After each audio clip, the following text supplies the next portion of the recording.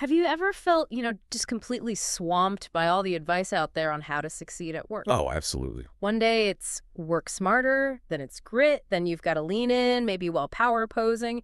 It's just, it's a lot. It really is. Yeah. A flood of information. And figuring out what actually works versus what's just, noise that feels almost impossible sometimes. Right. Where do you even start? Well, today we're going to try and cut through that. Our mission for this deep dive is all about science-based simplicity. We're drawing from Marc Effron's book, 8 Steps to High Performance. Which is a great source. Really practical. Exactly. It's not just theory. It's based on some pretty solid research designed to help you focus on what actually moves the needle in your career. That's the key, isn't it? Mm-hmm. Effron's core idea is, well, it's quite eye-opening. He says maybe up to 50% of your performance comes down to fixed factors. Fixed factors, like what? Well, things like your basic intelligence, your core personality, maybe even, unfortunately, physical appearance or socioeconomic background, stuff that's largely set by your late teens. Okay, so half is sort of baked in. Kind of. But here's the important part. The other 50%, the flexible 50%, that's entirely within your control. And these 8 steps, they're based on what he calls conclusive science. Conclusive science, meaning? Findings proven again and again through lots of research, not just one study, not a consultant's gut feeling, real evidence. Got it. So think of this deep dive as your shortcut. We're basically handing you the blueprint for those 8 controllable factors. Yeah, hopefully moments along the way. And definitely some practical steps you can use right now to boost your performance wherever you are in your career journey. Let's do it. Okay, let's start by unpacking this term high performance. It's clearly not just, hitting your targets. What's the definition we're working with? Right. So in this context, high performance means consistently delivering better results and behaviors. Results and behaviors. Okay. Yes. And doing that on an absolute basis, but also relative to your peers, better than, say, 75% of them. The relative part is key. And consistently. Exactly. It's not a one-time thing. It's sustained. You have to keep delivering better than others, not just meeting a standard. So, okay, beyond just feeling good about doing well, why should you, our listener, really care about being a high performer? What are the tangible benefits? Well, the benefits are pretty substantial, really tangible. First off, it gets you more of what you value. Right. Like flexibility, power, cool opportunities, better pay, recognition, the good stuff. Right. Being a high performer is, well, it's the foundation for a really successful career. It opens doors, gives you access to parts of the company you might not even know exist. Access you wouldn't get otherwise? Definitely. And organizations, they frankly love high performers. The data shows they reproduce like 100% to 500% more than average colleagues. Wow, that's a huge difference. It is. So companies naturally invest more in them. Development, attention, compensation, you name it. And crucially, it positions you way better for promotions. Makes sense. And this isn't just a feeling. There was a study, 89% of companies said their main culture is about results. Performance is almost always the #1 thing. Okay, so performance is king. Now, let's touch on that fixed 50% again. The things you can't really change. It sounds a bit discouraging, but you said understanding it is empowering. It really is. Because it clarifies what not to waste your energy on. You focus on what you can control. Right. So what's in that fixed bucket? First up was intelligence, IQ. Yeah, IQ. Counts for maybe up to 25% of performance variance. About half of that is inherited, and it's pretty much fixed by your late teens. So you need to be a genius. Actually, no. Good news is a high average IQ, like a 110, 119, is usually perfectly fine for most jobs.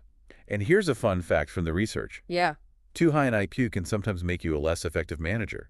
Maybe you overcomplicate things or struggle to connect. Huh. Interesting. Okay, what else is fixed? Core personality. Right. Your personality definitely influences how you act, but it doesn't lock you in. Think of the big 5 traits. Conscientiousness, emotional stability. Extroversion, agreeableness, openness, they all play a part. Conscientiousness, for example, the research shows it's about twice as powerful as the others for predicting performance. Being dependable, organized, that really matters. Makes sense. And the last category, physical appearance and socioeconomic background. This one feels a bit uncomfortable. It is, and it's important to acknowledge the biases. Research shows there are biases around height, attractiveness, weight, gender, race.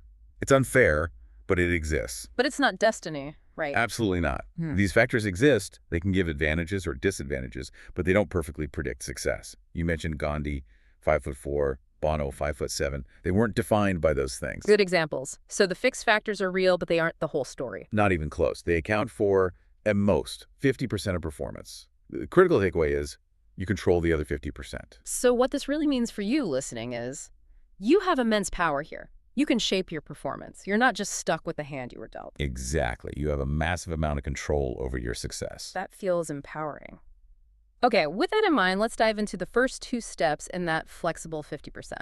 Step 1, set big goals. Why are goals so foundational? Well, the science is just crystal clear on this.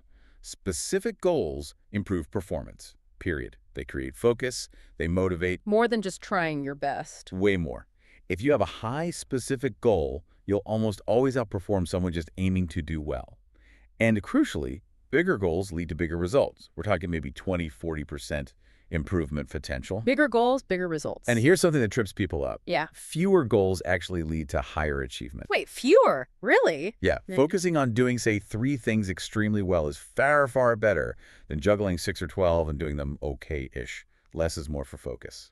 That feels counterintuitive for a lot of high achievers, I bet. But the science backs it up. It reminds me of that Michelangelo story. The Sistine Chapel, yeah. He was a sculptor, right, not primarily a painter. And the Pope just wanted 12 apostles on the ceiling. A pretty standard request, relatively speaking. But Michelangelo came back with this plan for, what, hundreds of figures? The whole Old Testament, a massive and risky endeavor, as Effron puts it. He stretched the goal incredibly, made himself a little scared he could even pull it off. That's a perfect illustration of a big goal, pushing the boundaries. So how do we mere mortals set goals like that? How do you set great goals? Okay, Effron breaks it down. First, align them. You need to know what matters to the organization. How do you find that out? Ask your manager directly. What are the 3 most important things you need me to achieve next year? Or, which of your goals can I best help you hit? Simple questions. And look beyond your manager, too. Definitely. Check out the company strategy. Investor relations pages on the website, the About Us section, they often spell out the big priorities. Okay, so align first. Make sure you're pulling in the right direction. What's next? Next, promise. Reframe goals as making 3 big promises to your organization. It shifts the mindset. Fewer, bigger promises. It's about impact, not just activity lists. I like that promises framing, more weight to it. Exactly. Then, increase the ambition. Aim for maybe 20% better, faster, higher quality, lower cost, more quantity. Whatever the metric is, stretch it. It should feel a little scary. That little bit scared feeling again. Yeah, that's the sweet spot. Finally, frame them. Simple. Specific, important, measurable. And keep the description tight, 10 words or less. 10 words. That forces clarity. Example. Like, complete Corn Crunchers product launch by February 4th. Boom. Clear, concise, measurable. Okay, align, promise, increase, frame. Got it. And to keep improving on those goals, you mentioned coaching is key. Absolutely critical. Effron suggests something called 2+2 coaching. Simple, quick check-ins. How does that work? You ask your manager for maybe 15 minutes, quarterly.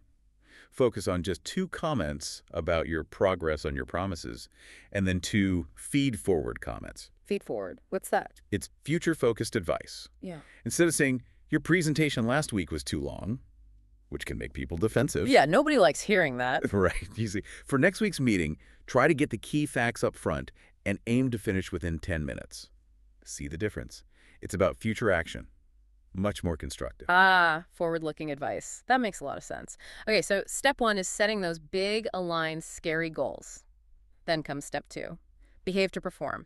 Because it's not just the what, it's the how. Exactly. How you show up, interact, act. It all impacts whether you hit those goals. Yeah. Think about that tale of 2 founders Effron mentions. Jerry Yang at Yahoo. Yeah. And Steve Jobs at Apple. Yeah. Yang was seen as too nice, maybe avoided tough calls. Jobs, well, famously a mean manager. So does being nice get you ahead, or is being tough? Well, the anecdote doesn't prove causation, obviously. But it raises the question. And the science. It suggests there's no simple answer. Being nice isn't a guarantee, neither is being tough, necessarily, but your behavior undeniably differentiates you. Okay, so behaviors matter. What does the science tell us about using behavior to become a high performer? Couple of key things. First, understand yourself. Yeah. Your personality, those big 5 traits, they influence you, sure. If you're conscientious, you're probably naturally dependable. But it's not fixed. Right. It influences, doesn't control. You can absolutely learn to behave differently if the situation demands it. Second, and this is huge, get feedback. Because we're not great judges of ourselves. Honestly, Yeah. we're usually the least accurate judges. People around you see your behaviors much more clearly than you do. That's the Dunning-Kruger effect, right? The less competent you are, the less you realize it. That's exactly it. It's a real blind spot for many people. So if our own view is flawed, how do we get that clear picture we need? You mentioned feed forward earlier. Yeah, the Marshall Goldsmith's feed-forward technique is excellent for this too. Ask people directly, what's one suggestion for something I should start, stop, or continue doing to be a higher performer? Future-focused, action-oriented. Or a 360 assessment. Or a formal 360, yes. Anonymous feedback from your boss, peers, direct reports. It's not about judgment. It's data showing areas where you could improve your impact. Okay, understanding yourself, getting feedback. What else about behavior? Well, this leads to thinking about derailers, the behaviors that actually hurt your performance. Derailers? Like what? Often they're your strengths, just overdone, turned up too high.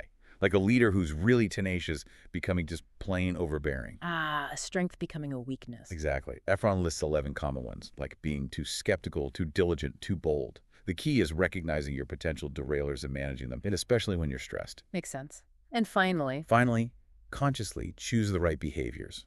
Some are table stakes: being ethical, honest, fair, non-negotiable. baseline expectations. Right. Then think about transformational leader behaviors. Things like connecting with people, innovating, inspiring, modeling the way. These are proven to motivate teams. But the right behaviors also depend heavily on context. That study on private equity and VC CEOs. Yeah. For them, in their super high-pressure world, general ability, being aggressive, persistent mattered more for success than typical interpersonal skills. It shows context is everything. That's a critical point. No single behavior model fits every situation or company. So, for our listeners, what's the practical takeaway for their company? Find out what your company values most. Ask your manager, which 3 behaviors in our company model matter most right now? Or what behaviors does our CEO really seem to care about? Tailor your focus to their priorities. Okay, adapt to your context. That makes sense. Let's move on to step 3. Grow yourself faster. This feels like it's about continuous learning, staying ahead. It absolutely is. You're in a constant race to improve. Think about that debate. Peter Thiel saying skip college for experience. Larry Summers arguing college boosts earnings. Right, the experience versus education debate. Both have points, but the 70-20-10 rule really clarifies professional growth. It suggests roughly 70% comes from on-the-job experience. 70%? That's huge. It is. Then about 20% comes from others, feedback, coaching, mentoring. And only about 10% comes from formal education, like courses or degrees. So experience is overwhelmingly the biggest lever for growth. How do you make sure you're getting the right experiences then, not just staying busy? Great question. First step is determine you're from HO. Be brutally honest. Where are you now from, and where do you realistically want to be next to? And get input on this. Definitely. Talk to your manager, maybe 2-3 other senior leaders you trust. Effron stresses using real examples from successful executives to define that to-state. Make it concrete. Okay, define the destination. Then what? Then create a personal experience map. Think of experiences not just as tasks, but as meaningful business outcomes. Give me an example. Like create the marketing strategy for a new product line, or lead a cross-functional project team to improve X process, or manage a budget through a tough cycle. Real business achievements. Okay, outcomes, not just activities. How do you figure out which outcomes or experiences to map out? You interview the best experts in your field, not just in your company, but industry-wide if possible. Ask them, what experiences would you expect to see on the resume of someone truly outstanding in your target role? They'll tell you the critical, functional, and management experiences. What kind of management experiences typically come up? Things like leading through different business cycles, turnarounds, startups, managing in complex matrix setups, building teams, maybe international experience, handling complex planning or supplier negotiations, managing physical operations. It varies by field, of course. Got it. So map out the key experiences. And the last piece. Own your development. Don't wait for your manager to figure it out for you. They might not be a development expert. You are accountable. So drive the conversation. Yes, use your map. Go to your manager and say, here's where I think I need to grow. What opportunities exist? What one thing could I change this year to become a higher performer based on this map? Be proactive. Own it. Yeah. Okay. That leads us nicely into step 4, connect. This one, networking, relationship building, it can feel a bit awkward for some people. It definitely can. But the science on its impact, it's incredibly powerful. Think about Lyndon Johnson. LDJ, how so? Effron shares how he absolutely mastered the art of connecting. As a young senator, he deliberately built relationships everywhere, even with a 21-year-old cloakroom clerk, Bobby Baker, because Baker knew where the bodies were buried, metaphorically speaking. Knew the inside scoop. Exactly. And he cultivated powerful, older senators like Richard Russell, ate with them all the time, went to baseball games even though he didn't care for baseball. Just to build the relationship. Yes, and used constant targeted flattery called Russell the Old Master.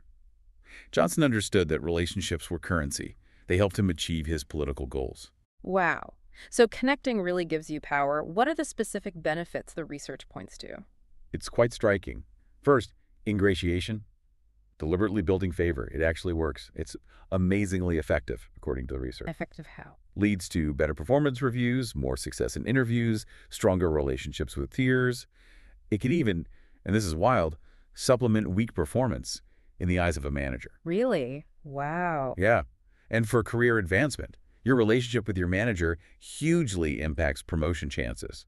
And you tend to get promoted faster when your manager gets promoted, if you have that strong connection. So hitch your wagon, kind of. In a way. Yeah. And just having a bigger, stronger network, it leads to higher salaries, more promotions, greater career satisfaction. You just get access to more insights, more favors, more answers. Okay, the benefits are clear. Any nuances in the science? Well, it notes introverts and extroverts connect differently, which makes sense. Connectors tend to be more positive people overall, and political skill is definitely a real advantage. But there's a caution.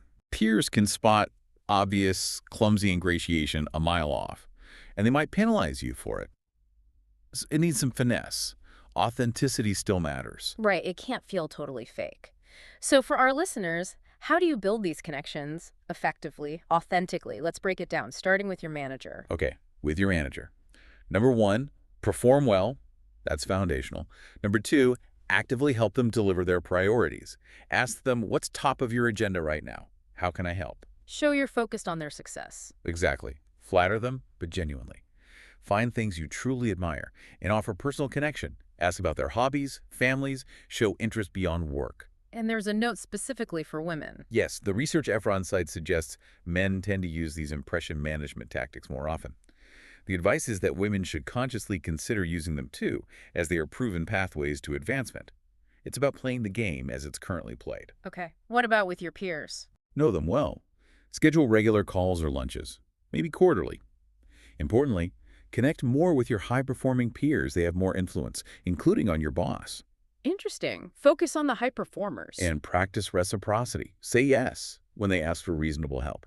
Then don't be afraid to ask them for help or advice. It actually flatters people and strengthens the bond. Okay, manager, peers. Yeah. What about the external network? People outside your company. Crucial. Essential for getting valuable outside information, different perspectives, and potential career sponsorship down the line. Any tips for introverts here? Networking can feel draining. Totally. The advice is, remember, everyone loves to talk about themselves.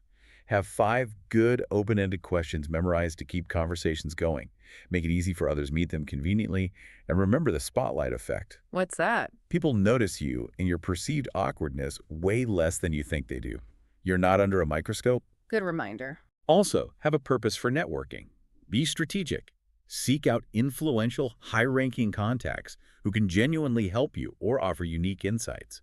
And think about giving back. Share info. Make introductions. You could even start your own niche network like Effron did. And use a tool to track it. Yeah, he suggests a simple connection planning sheet. Just a way to be intentional about managing key relationships. Okay, lots of practical advice there on connecting. Let's move to step 5. Maximize your fit. This sounds like it's about adapting to where the company is going. Exactly. It's about aligning your capabilities and style with the company's changing needs, not just being brilliant in a vacuum. The Coca-Cola CEO example illustrates this perfectly. Tell us about that. In the late 90s, early 2000s, Coke needed serious innovation and faster change. Doug Ivester and Doug Daft, who were CEOs then, were smart, capable guys. But their specific styles and skills just didn't match what Coke needed at that moment. So a mismatch, a misfit. Right. And it led to earnings declines, and eventually both left. Later, Neville Isdell became CEO, and his style did fit the strategy needed then, and Coke started turning around. So fit, not just raw talent, is a huge predictor of performance, especially at senior levels. How do you figure out your fit and adapt? Okay, first, understand your company's changing needs. What's its core strategy right now? Is it focused on innovation or efficiency? And how much change is happening? High turmoil or pretty stable? How do you map that? Effron uses a fit matrix. It maps companies based on strategy, innovation versus efficiency, and change level, high versus low, putting them into categories like entrepreneurial, revival, operational, or economical.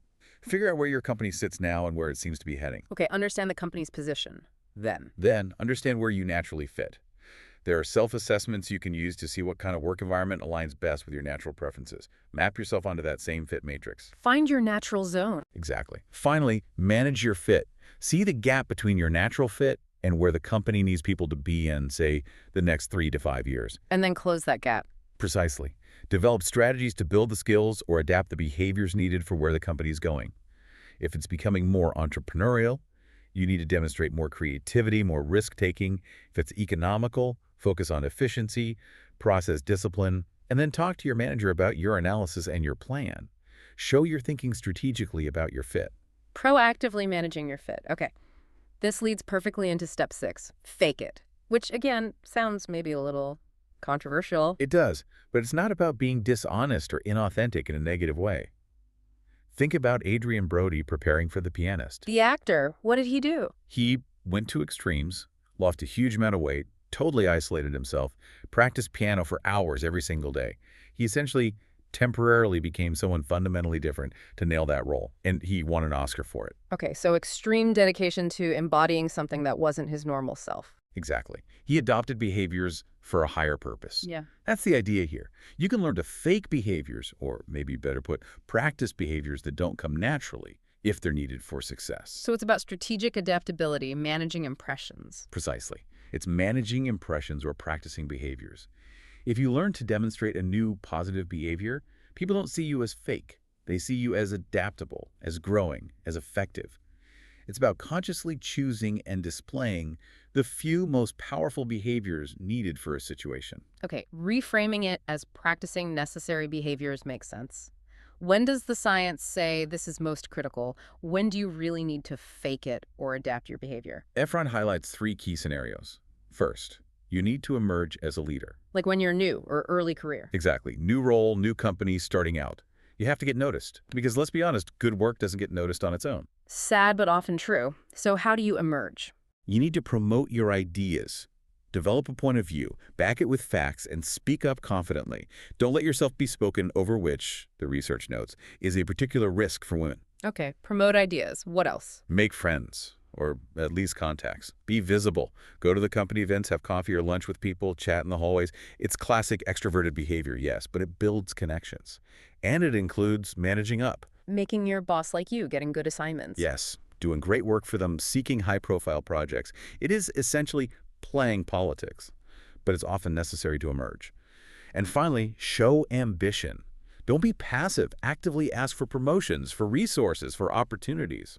Okay, so emerge by promoting ideas, connecting, showing ambition. What's the second scenario? Second, you need to be a more effective leader. Once you've emerged, say you're in a mid-level role, you need to balance those emerging behaviors with core effective leader behaviors. Otherwise, you risk being seen as just political or an empty suit. Ah, okay. Substance needs to back up the style. What are those effective leader behaviors? Being able to tell a crisp, clear story about your vision. Regularly communicate your team's purpose. There, from Mito. Where are we going? Why does it matter? Keep repeating it. Got it. Vision communication. Also, upgrade your talent. Look at your team like a portfolio manager looks at stocks. Use a buy, sell, hold approach. Who needs more investment? Who needs less? Or maybe needs to move on? Who's solid? Be rigorous about talent. Tough, but necessary. Yes. And finally, coach honestly and specifically. Use that feed-forward approach. Give each team member regular, specific feedback on one unique thing they can do to improve their performance. Okay, emerge, then lead effectively. What's the third scenario for faking it? Third, you need to demonstrate power. Power here means the ability to change others' well-being, finances, and attitudes. It's something you cultivate over time. How do you cultivate and demonstrate power? Be consistently visible. There's something called the mere exposure effect. People tend to like things and people more simply because they see them more often. So speak up in meetings, have those coffees, travel with your boss if possible. Just be seen. Presence matters. It does. Also, manage up beyond your direct boss. Identify maybe 3, 4 other powerful individuals in the organization. Build relationships with them. Flatter them genuinely. Earn their trust. Ask for their input. They'll be more willing to share insights and power with you. Build alliances with influential people. Exactly. And of course, make your boss very happy. Deliver strong results on their biggest priorities. Ask for their guidance in ways that show you're competent, but also value their expertise. It makes them feel important. And always speak positively about them to others. Okay. Visibility, managing up, making the boss happy. Powerful combination. Now let's get really practical with step 7. Commit your body. This sounds like basic health advice, but you mentioned surprising science. Yeah, it goes beyond just eat well, sleep well. Think about the Navy SEALs during BDS training. 5 days, intense physical and mental tasks, almost no sleep. Incredible endurance. It shows our bodies have this immense potential to perform under stress, way more than we usually tap into. But for everyday work performance, the science has some nuances. Okay, so for optimizing work performance, what are the surprising truths about, say, sleep? The biggest one, sleep quality matters more than sleep quantity for performance and mood. Quality over quantity. Really? Yes. How easily you fall asleep, how deep you feel you slept, how few times you wake up, that has a bigger impact than just the hours logged. Low-quality sleep leads to worse mood, lower job satisfaction, even thinking about quitting. Wow. So what is the ideal quantity then? Is it 8 hours? The science isn't totally settled, maybe 6, 10 hours, but generally leans towards 7 to 9 for most. Interestingly, some remote tribes function fine on about 6 hours. And here's another surprise. Sleep loss hits your basic brain functions harder. Things like alertness, reaction time. More than complex thinking. Yeah, more than your ability to handle complex conversations or innovate. Those higher functions seem a bit more resilient to short-term sleep loss, though only about 5% of people can truly function well long-term on less than 6 hours. Okay, so quality is key. What are the practical tips for better sleep hygiene impacting work? Aim for a solid 6, 7 hours consistently, and that 10-minute power nap. Science says it's incredibly effective, maybe even better than caffeine, for a quick performance boost. Just 10 minutes. Yep, seems to be the sweet spot. Stick to a regular sleep schedule, even on weekends if possible. Avoid caffeine within 6 hours of bed, alcohol within 3 hours. And maybe try a higher carb meal about 4 hours before bed. It can sometimes help. What if you do have a bad night? How do you compensate? If quality was bad, self-awareness is key. Know you might be irritable, so consciously try to manage your mood and behavior. Stable blood sugar helps, so a good high-carb, high-fiber breakfast. Intense morning exercise can also counteract some effects. And if quantity was low? Prioritize that 10-minute nap. Seriously, use caffeine strategically for basic alertness if needed, but the nap is better for cognitive performance. Okay, sleep covered. What about exercise? Does hitting the gym translate directly to better work? Less directly than sleep, actually. Exercise has much smaller and mainly long-term effects on immediate work performance. Smaller effects, that's surprising. Yeah. It helps most with executive functions planning, organization, self-management. Not so much basic functions, and it doesn't seem to significantly improve memory on its own. So what kind of exercise matters most? Longer duration, like 20+ minutes, and more intense combining aerobic and resistance training seems best. But here's the kicker. Only morning exercise shows measurable same-day benefits for work tasks. Only morning exercise. Huh. Seems so. Afternoon or evening workouts are great for health, but less impactful on that day's work performance. Oh. And combining morning exercise with caffeine, that can apparently juice your basic and advanced capabilities. The ultimate morning combo. Okay, last one. Diet. Are there superfoods for brain power at work? According to Effron's review of the science, pretty much no. No science suggests that any specific set of foods or diet routine leads directly to higher performance at work. Seriously, no brain foods. Not with consistent, proven links directly to work performance itself. The only thing in the diet category with solid, repeated evidence for boosting performance is caffeine. Good old caffeine. Okay, fascinating stuff on the body. Let's wrap with step 8. Avoid distractions. This is about not getting sidetracked by management fads. Exactly. It's about applying that research science or conclusive science filter. Ask yourself, is this based on solid evidence or does it just sound good? Because if they sound too good to be true, they typically are. Okay, give us some examples of popular fads that don't hold up to scientific scrutiny. Sure. First, focus on your strengths. The Gallup idea. No real scientific proof it boosts performance or is an effective development strategy. Strengths are relatively fixed, and overdoing them creates those derailers we talked about. So instead of only focusing on strengths, Instead, identify your actual weaknesses through feedback, step 2, and work on mitigating them. Balance is key. okay, what else? Emotional intelligence. Hmm. EI, that's huge. Huge. But according to Effron's analysis, it's mostly a repackaging of fixed personality traits, like agreeableness and emotional stability. It doesn't predict job performance any better than just measuring personality directly, and hyper-focusing on it can even lead towards manipulation or psychopathy in extreme cases. Wow. Okay, so instead of chasing EI, Instead, focus on behaving in ways that effectively manage your emotions and respond appropriately to others. Step 2 and Step 6.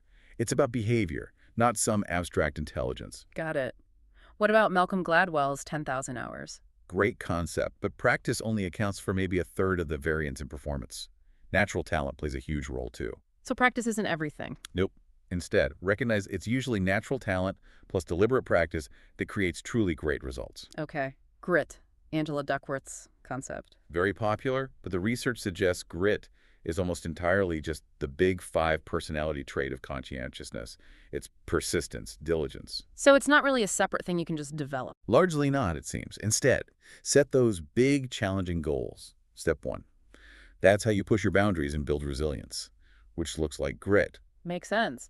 Authentic leadership. Problematic because it often rests on that shaky EI foundation. Hmm. And it doesn't embrace the practical need to sometimes fake or adapt behaviors, Step 6, to be effective.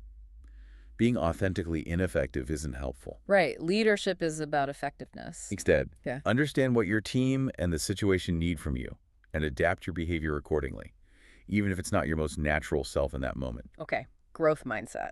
Feels like everyone talks about this. Yeah, but the research supporting it is mainly on children, whose brains are literally more pliable. For adults, core intelligence, IQ, is largely fixed. Believing you can grow doesn't magically increase your IQ. So wishful thinking for adults. To some extent, regarding core abilities, instead, again, set big, challenging goals. Step 1. That's the action that stretches you and leads to growth, regardless of mindset labels. And the last one, power posing. Oh boy, that one was huge for a while, the Amy Cuddy TED Talk. But Yeah.